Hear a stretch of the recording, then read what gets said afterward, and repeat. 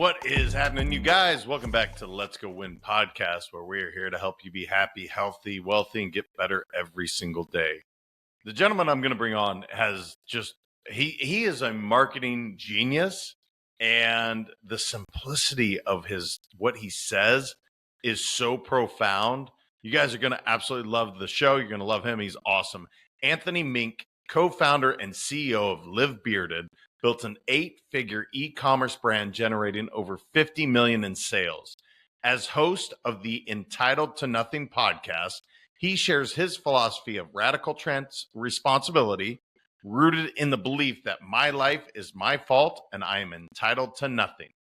Through his brand, podcast, and speaking, Anthony inspires others to overcome adversity, embrace accountability, and take control of their lives to create lasting success. Well, Anthony, brother, it's great to see you. And true to form, Live Bearded. You got the beard, man. So good to have you, man. How you been? Dude, I'm doing really well. Thank you. I always tell people it's an occupational hazard. If you start a company called Live Bearded and you're going to have any authenticity at all, you got to rock it. So things have been really good, man. Great New Year's, great holiday season. And it's always crazy at the beginning of every year, you have this metaphorical new book, if you will, 365 pages. And I feel like, guys like us are really focused on being as intentional with those pages as possible. So it's fun to come into the new year and really try to hit the ground running. Yeah, brother, I totally agree with you. This has been a really fun year to dive into, and I know we're only 8 days in. I don't know when this will go live, but 8 days right now. It's January 8th, I think, or maybe it's the 9th. But regardless, it's early in the year. Yeah. What are your intentions for the year, brother? How are you feeling about 2025 before we dive into all your business things that you've done? But, what are really your goals and intentions that you set this year? Yeah, at the beginning or end of every year, I go through kind of like a 3-step planning process. And I've just learned it through the course of time, over the last 15 years of playing this game of business and learning from mentors. And it's super simple. It's like, where am I? Personally, professionally, emotionally, spiritually. I just do an audit of myself. Where do I want to go? What's that compelling vision and future? And then finally, who do I have to become in order to get there? Because I think at the end of the day, the rubber meets the road with who you are. One of my favorite sayings is from the book, As a Man Thinketh, and it is, you don't get what you want, you get who you are. And so I think I'm always focused on who do I need to become. And, I set 3 really specific goals or intentions for myself. One is to grow 50% year over year inside of Live Bearded, both top line revenue and bottom line profit. So we've got a big aggressive growth goal there. We've invested a lot into the team over the last year, and I feel like we're really building the infrastructure to take a good growth year and to have some good momentum. I've been creating content. I got my own podcast for about 1.5 years, and I never really wanted to figure out any type of mentorship programs or things like that, but I've had so many people reach out, and I've really kind of felt like that could be something fun for me to do in the business of e-commerce and things like that. So I'm working on a mentorship program there to help the entrepreneur I was 5, 6, 7, 8 years ago get to that 8-figure mark. I've heard it said that we're most capable of supporting the man or woman we used to be. And so I've got a real passion for entrepreneurship and helping people that are early in the game getting going. So I'm working on that. And then I love to travel. My whole reason why I started business in the first place was to travel. So I've got 2 big trips I'm working on. And I want to spend the summer in Europe, and I want to go back to Australia in Christmas in December. So those are kind of like my three big focuses right now. Yeah, man. One thing that strikes me just talking to you off air and then briefly I'm looking around, you have Fuck Average, you got Live Bearded, you got Entitled to Nothing. And I'm like, everything you say, this is the greatest compliment I'm about to give. It is so simple and straightforward. And I absolutely love it, brother, because again, I told you Entitled to Nothing. I'm like, dude, that is life. I'm so I love the name. I have a bit of envy with the marketing that you're doing. It's pretty awesome. But Live Bearded, let's talk about that, brother. How did you start it? What is it? I don't know anything about it. So I'm a complete, I don't come in prepared. I'd like to have, organic conversation. So what is Live Bearded? How did this start, man? What's it all about? Yeah, well, to talk about how it started, I have to kind of go back to the beginning, which was like a scared, broke kid that really wanted to be able to create life on his terms. 2008, 2009, I just wanted to be an entrepreneur. I wanted to be in charge of my time and my freedom. That led me to learning digital marketing. And I spent the first 5 years of my career really understanding paid media, social media, and doing affiliate marketing. And I kind of think of that period of my life as like I was actually learning how to generate revenue and make sales. But I didn't know how to build a business. And so I made some money, I lost some money, I made some money, I lost everything, had to start over that whole journey. And then really after about 5 or 6 years of kind of playing that game, I thought I want to build an asset. I want to build something that's tangible. I want to go all in on a particular industry as it relates to digital marketing. And I just liked the tangibility of e-commerce. I had a couple of dabbles in e-commerce before that. And the long story short is I was sitting around with one of my good friends who's now my co-founder. And he was like, have you ever thought about starting a beard company? It was No Shave November 2015. I didn't think I could grow a beard for shit, but he had this great handlebar mustache, this really solid beard. And one thing led to another, and we started talking it'd be really cool to start a company that's built on the idea of brotherhood. Him and I had been friends for 10 years at that point, and we were like, damn, if we did this together, working with one of our best friends, that would be so much fun. And we're talking to men, it'd be building a community of dudes. And we just kind of came to this conclusion of, how do we build a community that uplifts, encourages, and supports men to be the best that they can be? And at the time, No Shave November, beards, men's grooming, there was definitely a trend in that industry. And I put together a simple sales funnel with my advertising knowledge and experience. We bought 500 private label products, and I was like, let's see if we can sell anything. I sold all 500 in 2 days just with my advertising acumen. And I was like, hey, bro, I think we might have something here. And we sat down and we said, all right, how are we going to build this company? And we kind of started to, formulate the idea and the plan. At the time, my partner, Spencer, he had no marketing or digital experience, but he was a real estate agent. And so he was great with connecting people, very charismatic, amazing at building relationships. And I was like, okay, you're the face, you're the voice, you're the community ambassador. Your job is to go out and connect with every one of our customers in the beginning. And Kevin Kelly wrote this article called 1,000 True Fans. I don't know if you've ever heard of it, but it's basically this idea of if you can get 1,000 true fans, you can build a business. And so I had him read that article, and I was like, our goal is 1,000 true fans. I'll do the marketing, the sales, I'll build the back end. You go be the face and the voice. And that has led to an 8-figure company. We've done over $50 million in sales, and I've got 20 employees, an office and a warehouse here in Tempe, Arizona. And it's really been this incredible journey that I never anticipated going on. But one of the things that I found through the process is, one of my favorite quotes in relationship, it's not a business quote, but it works perfectly in business, is people won't remember what you say or do, but they'll never forget how you make them feel. And I think that's Maya Angelou. And we just thought, man, let's make a community of dudes feel good about themselves. Let's uplift them, support them, encourage them. And the commonality will be the beard.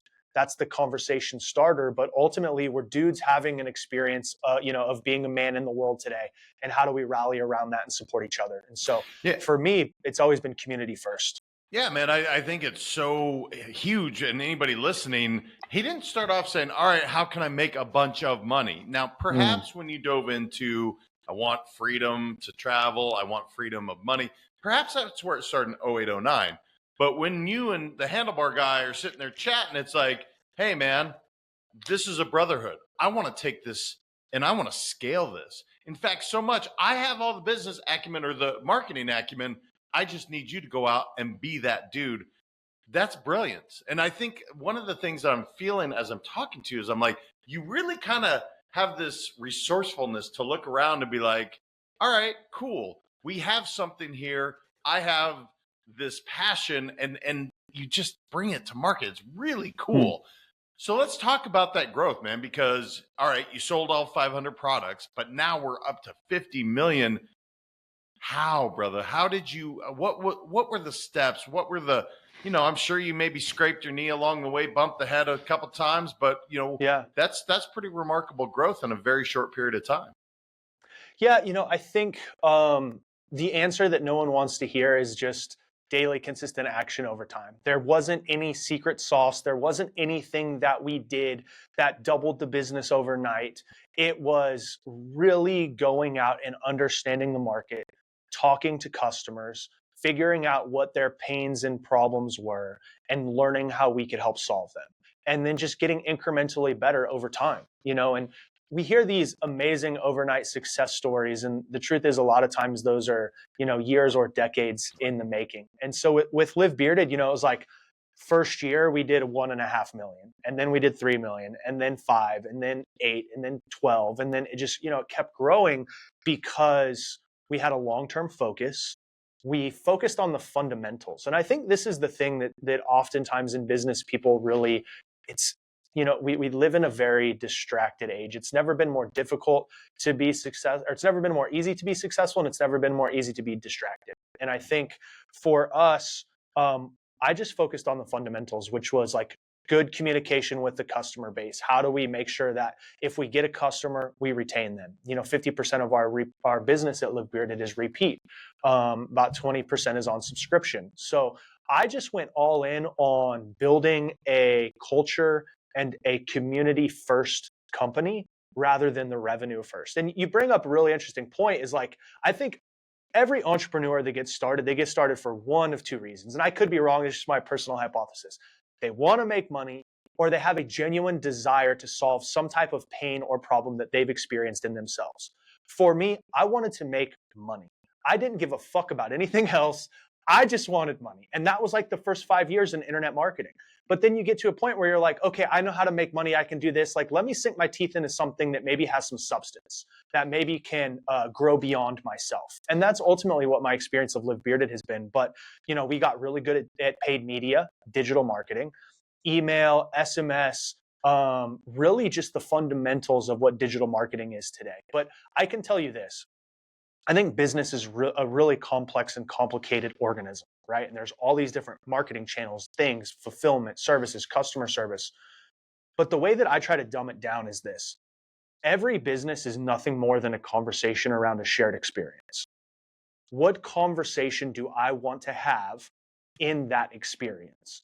And so as a man with a beard, I'm talking to men with beards, but that's the introduction to the conversation. But what else do we want to talk about? Some of our values are around better every day, whatever it takes, freedom. Like, we make our products in America. We love America. We plant our flag there. That's part of the conversation that we have. So the conversation that we want to have, and all of our business owners out there that are listening, it's like the clearer you can be about the conversation you want to have and the value that you can authentically add to that conversation, the more magnetic you're going to be to a market and people that like what you have to say.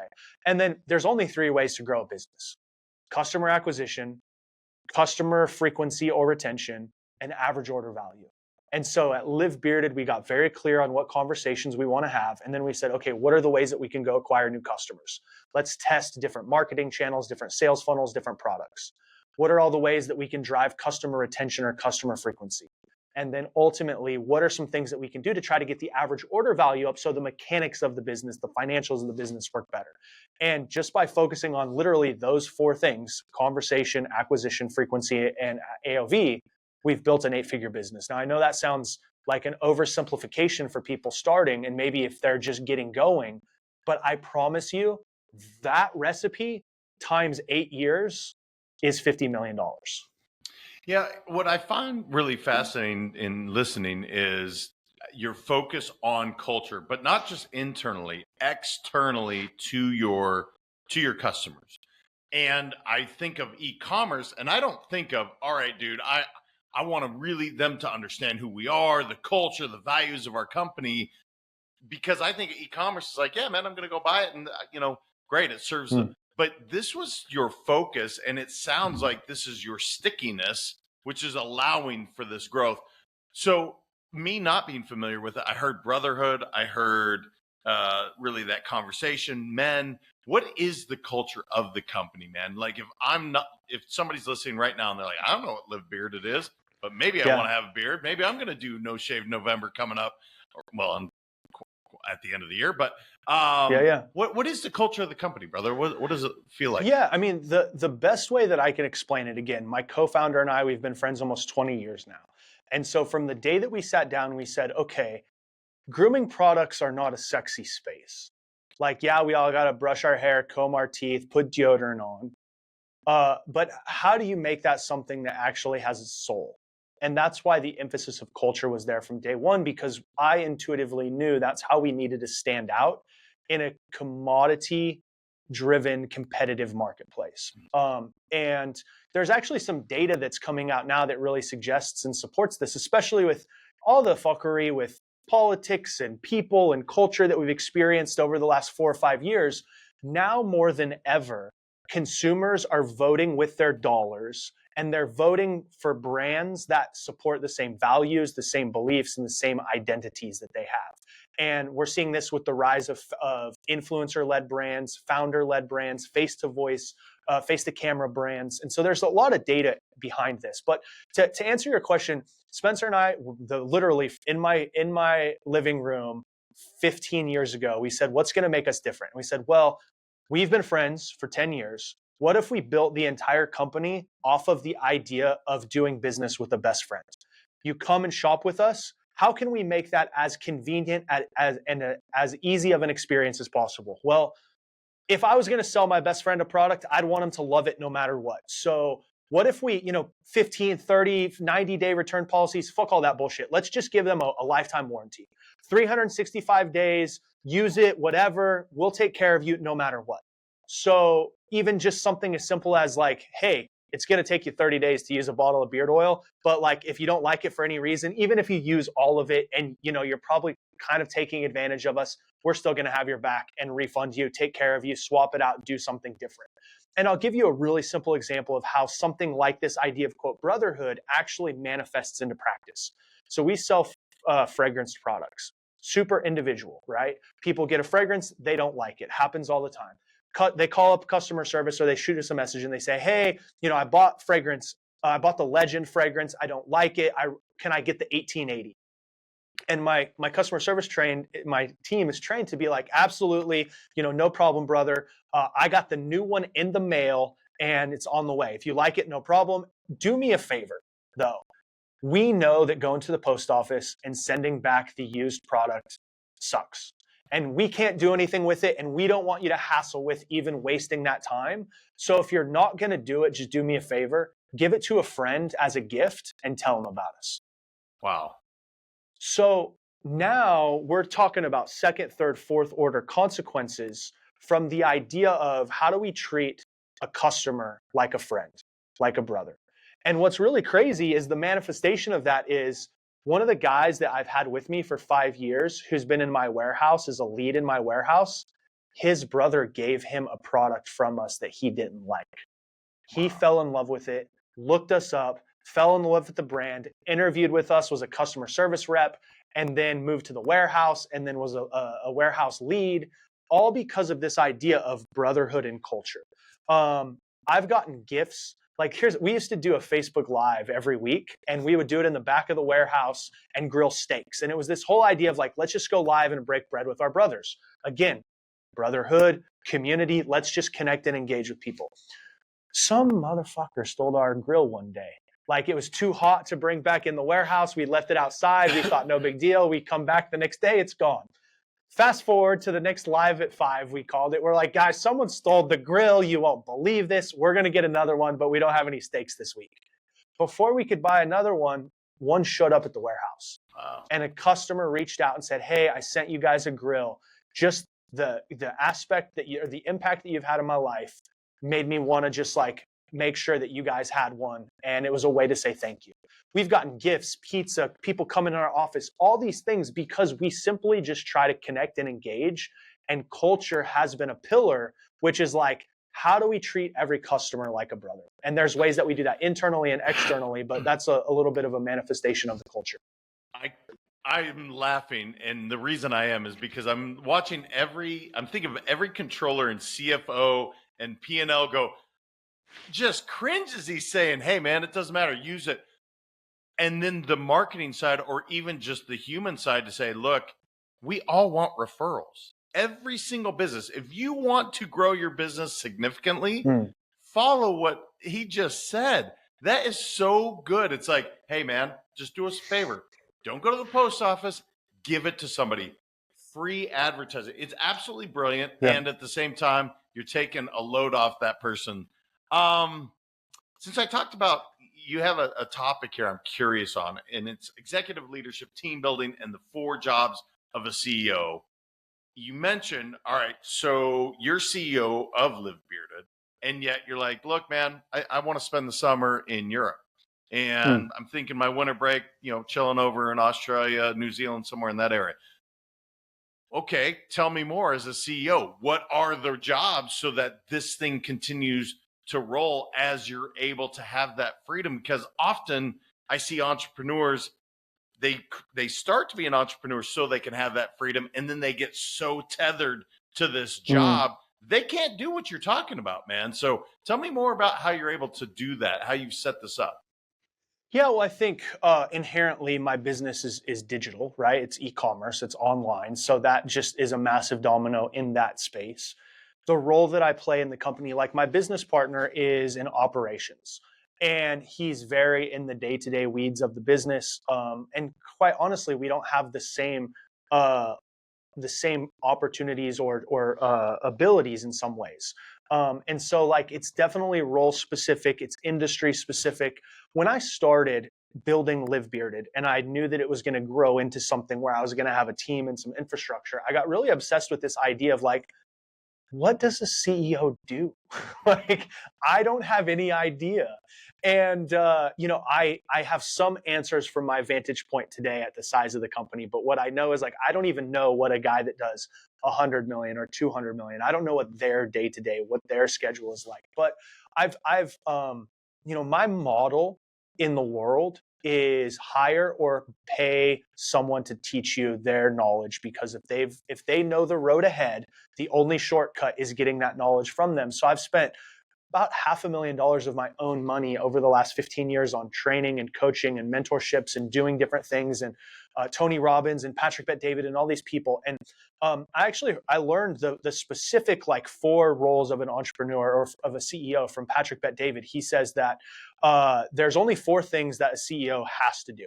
Number one is they need to launch new innovative campaigns. They need to be involved in that process of innovation in the business. And that drives business growth exponentially. Then there's leadership development. If you want the company to grow beyond you, you have to develop leaders within the company. And that's an exponential growth opportunity for the business as well. There's business development stuff, which is just me going out, relationships, meeting, connecting things, connecting some dots. That's not necessarily exponential, but that's some incremental growth. And then finally, there's building systems, processes, and creating infrastructure in the business. And that's more of a linear type of growth opportunity as well. I think in addition to that, like my primary role is allocation of resources, and resources is time, money, inventory, people. It's the whole, all the resources that Live Bearded has. I am directly responsible for allocating those.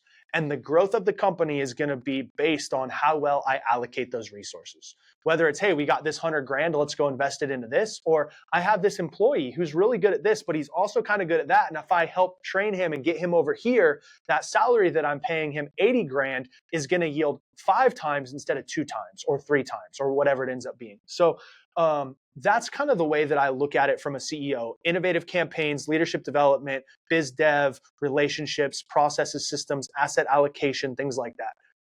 How do I take that kind of diagram of things and put it into a way that allows me to take time and space? I think again, business model is critical to that. Great team, great partnership. As I mentioned, my partner, he has a little bit of different lifestyle, family, kids, things like that. He's very rooted here. So he gives me a lot of freedom and opportunity. Incredibly grateful for that. I have an amazing executive assistant. I have an amazing director of marketing. The leadership development that I've talked about is what gives me the capacity to do that in a lot of ways. Finding and hiring really good people in the organization. And then ultimately, the goal is to do less of the shit that you don't like to do or you're not as good at, and to do more of the shit that you're better at and really like doing. And for me, that is innovative campaigns, that is leadership development, that is doing some of the biz dev stuff. And in my industry, that doesn't require me to be necessarily in an individual location. So I work really hard. I'm in the office, I'm connecting with people, and then I try to go and fulfill my kind of personal fulfillment bucket. And I love to do that through travel and exploring and going different places. Yeah, one thing you didn't mention, I'm just curious where it lands for you as a CEO, is really the vision part of things. Because as we Mm. started the conversation, we talked about the goals. You have some significant ones, man. I think you said we're going to double this year, if I heard that correctly. 50%. Yeah. So we want to Oh, go sorry, 50%. 50%. Okay, cool. Yeah. So I'm guessing when you're addressing the team, when you're really kind of the state of the union, you're given that vision like, hey guys, this is where we're headed. Mm. That, is that also a big part of what you do on a daily basis? Yeah. I think ultimately, as a founder or executive of a company, but especially the CEO, I am the one that sets the direction, the strategy, the culture, all of that. And I guess that's a great point to bring up because that's almost such a big category that you could pull that off into the side of beyond just the kind of the four quadrants. I kind of think of that in terms of like leadership development. It's like kind of nested in there. But to that point, I mean, culture and strategy is arguably the one of the most important things I do because painting that vision, one day we're going to do this year we're going to make this happen and that happen, and by that we got to do this. Like, I'm building belief with my certainty, and I'm 100% responsible for culture, vision, strategy. Now I say I'm 100% responsible for it, but my team, I'm not creating it 100% myself, right? I'm working with my team and my leadership team and my different people in the company to help curate that, but ultimately I have to be the driver of that, and any founder or CEO should absolutely be the driver of the vision and the strategy. And one of the best things I've learned through my journey is the only way that you're going to get very talented, capable people is to have a vision big enough that theirs fits inside of it. And if you want to get really high quality people to build a small company that doesn't have very big goals or vision, you're not going to get big thinkers. And so that's been a big part of my learning process as well. Yeah, and it's a huge point. Like you talked about Maya Angelou's quote, which I totally agree with. That he just said, you guys, as the leader, as a visionary, if your vision isn't big enough for everyone to fit inside of it, they won't stay with you long term. I cannot say that enough. It's such a huge point. I'm curious, brother, in your 10-year growth, life has shifted, life has changed, it's evolved. You've had significant wealth, I'm guessing, that has come in. How's life changed for you, man? Because you seem like a pretty down to earth dude. You have some real basic principles in a good way. Again, entitled to nothing. I can't wait to talk about that because Yeah. that is so good. Again, I love that. But I'm curious, as life shifted, as you did gain more and more, you went from 1 to 5 to 8 to 50 million. How's life changed for you, brother? And how do you stay grounded and rooted? Yeah, I think one of my favorite things that I believe is we have to sit down and intentionally decide who we want to be and how we want to spend our time. And I think as the company has grown, it's given me the opportunity to spend more time getting clarity on what I want. I've never been a stuff person. I've always been an experience person. And so that's why travel is on the list of goals, right? So, I think what's really interesting is I think the longer you play the game and the more results you have, you realize like the point of the game is to continue to keep playing. And for me, in the beginning, my life was really built around goals and destinations that I wanted to get to. But now I'm more just focused on the process of becoming the best that I could be. So, like, fundamentally, the way that I approach life is very different. It's how do I become the person that I want to be that will determine the results that I want. It's less about money and material acquisition. It's more about skill set acquisition and experience acquisition. Those are the two things that I optimize my life for. And then I just want to keep things as simple as possible. So, like, in terms of my life, I have the opportunity, like, it's funny. My girlfriend was like, I think you're really bougie. And I was like, no, I just am bougie about the comforts of life. And she's like, that's everything. And I was like, I know, I want to stay in a nice place. I want to sit in a nice seat on the plane and I want to have a nice experience. But other than that, like, I love working hard. I love getting up early and I love the process of mastery, if you will. And I would not even dare consider myself a master in any area of my life, but I have, from where I was to where I am, my life has gotten a lot more simple in a lot of ways, because I've realized that the time and energy I have is the most valuable resource, as cliche as that is. And if I want to become the man that I desire to be, I have to optimize everything around in my life around that growth goal. Every time I say yes to something, I'm saying no to something else. So it's simplification that's added multiplication in my experiences, if that makes sense. But Yeah. yeah, I No, would it say totally that's makes sense, brother. I totally, everything you said makes a ton of sense. And as you were talking, I was like, you know what? If Live Bearded, and again, knock on wood, I'm sure it's going to crush, but let's say it's out of business tomorrow. What he's talking about is, I guarantee you have the confidence to go ahead and create whatever the next 8-figure, $50 million company, because of that process, because of wanting to get better. Is that a true statement? Or, yeah. I mean, I'm guessing that's something that you have confidence in. You know, it's interesting, and I didn't realize that what you're saying until I had an opportunity to sell the company a couple of years ago.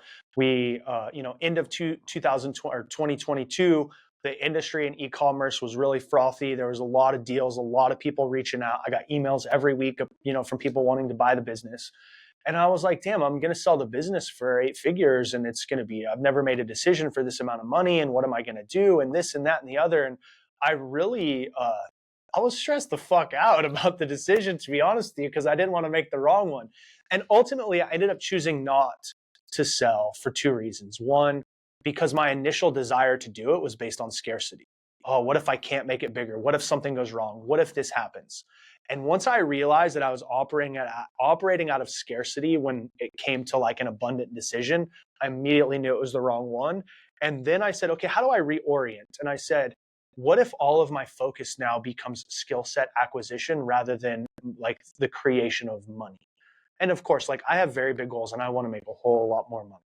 But I just understand that all the money I want is on the other side of the person that I'm becoming and the skills that I create. So to answer that question, absolutely. Like I have optimized my life for skill set acquisition now. And I know that I now am building the skills that are transferable to any business. And regardless of what happens, I have the results in my life to show that I know what I'm doing in this area, and I can rebuild and recreate really anything that I set out to do. And I think that's, if there's one thing that I think both of us could tell the audience, which sounds like hyperbole unless you've experienced, it's once you have the skills, they're applicable to anything.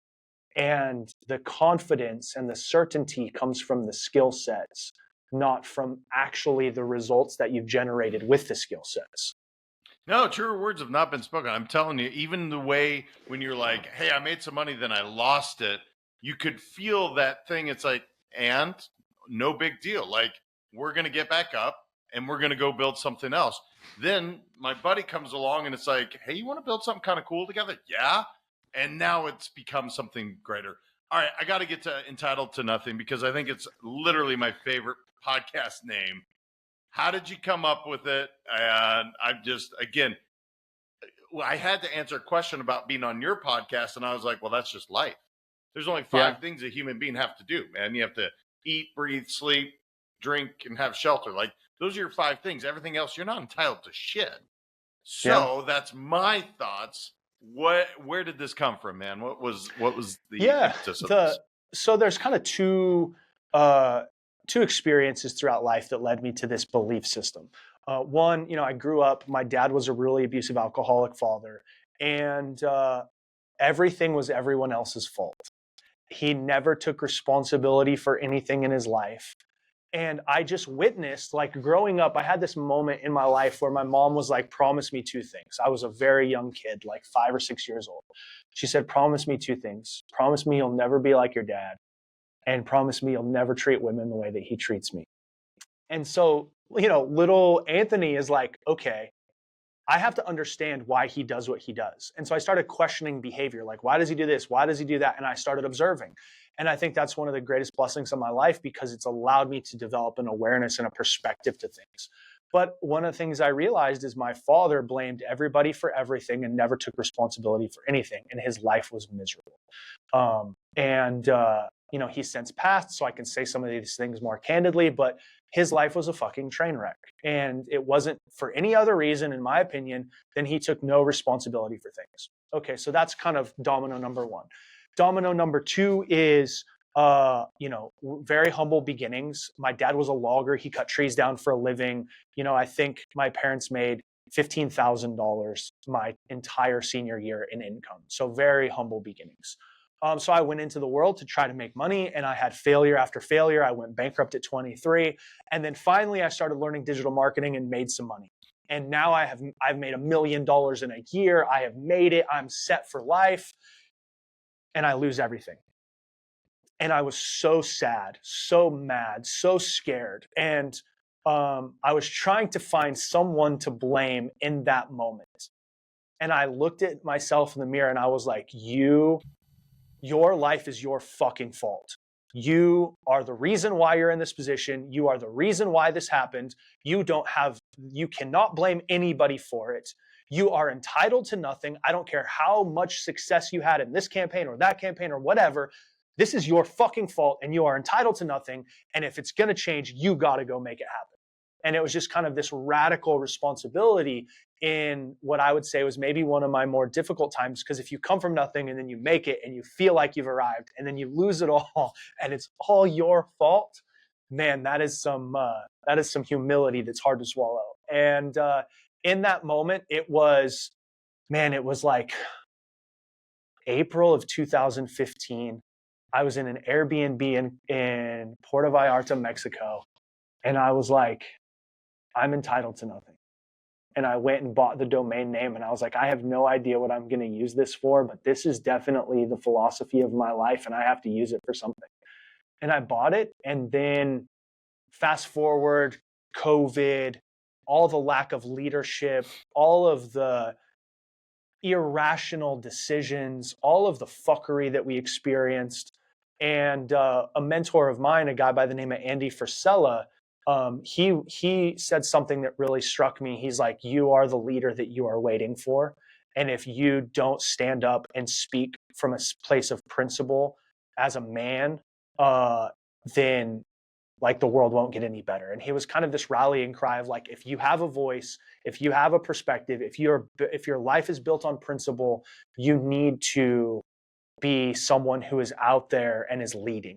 And I just was like, I think I could use this entitled to nothing to start a podcast. And I think that would be pretty cool. And I think what the world needs now on the other end of especially COVID, because what is a greater level of entitlement? And I don't mean this in any sense other than saying you're responsible for my health.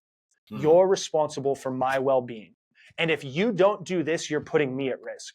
I just saw that as the greatest level of entitlement that could exist.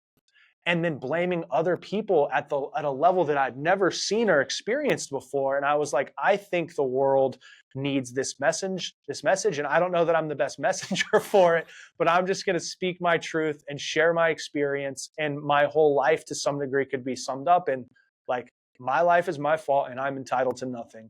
And I think that while there's a lot of things in life that happen to us that aren't our fault, in fact, most things aren't, how we react and respond always is, and how we react and respond will have a much greater impact on our life than the actual external bullshit that happens. And so that was kind of the origin story of Entitled to Nothing. And I don't exactly know how it's going to grow and evolve, but it's something I believe is truth for me. I think it's truth for others.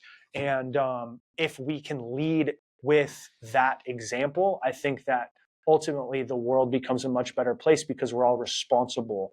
And I believe it's the responsibility that we take that creates the results that we have in life. Yeah, man, it's going to grow. And here's why. People don't want to hear that. So we're clear. I'm not saying people are going to be like, yes, man, tell me why I need the grab by the face mask moment that you just gave people. But that's the truth.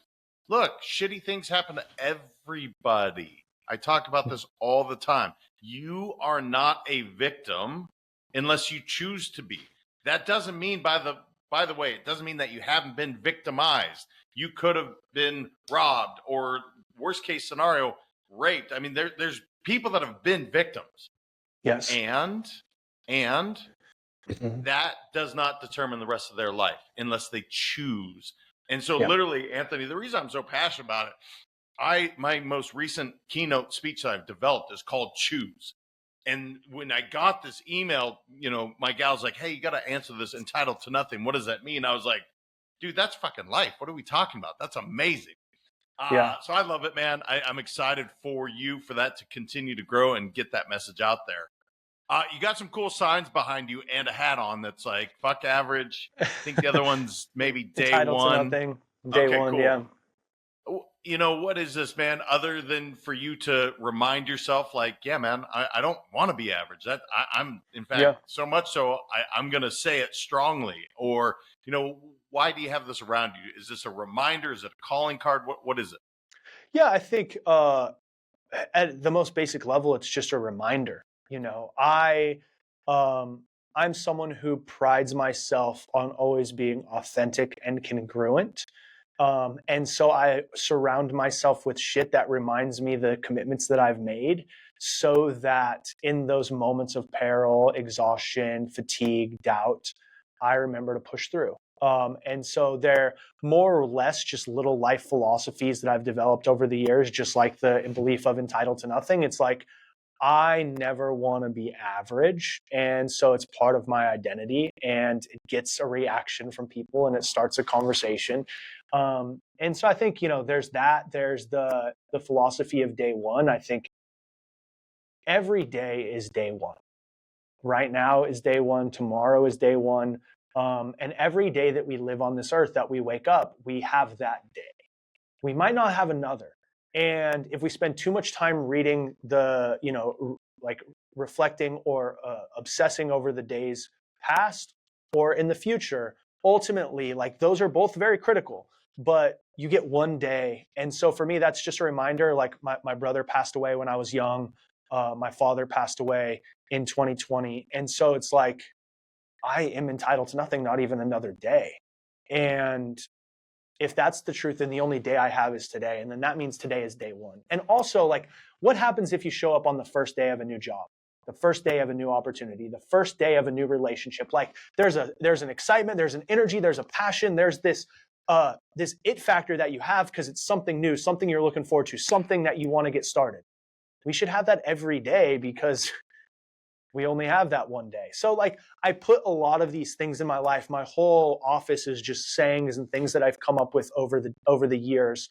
And they're really just a way to orient me to stay focused as the shit of life comes up. Because you adequately said, like, bad things are always going to happen. Hard times are always coming. Like, a storm is coming in our life, whether we want it or not. We don't wish for it, but we should anticipate it, because shit is going to go wrong and stuff is going to break.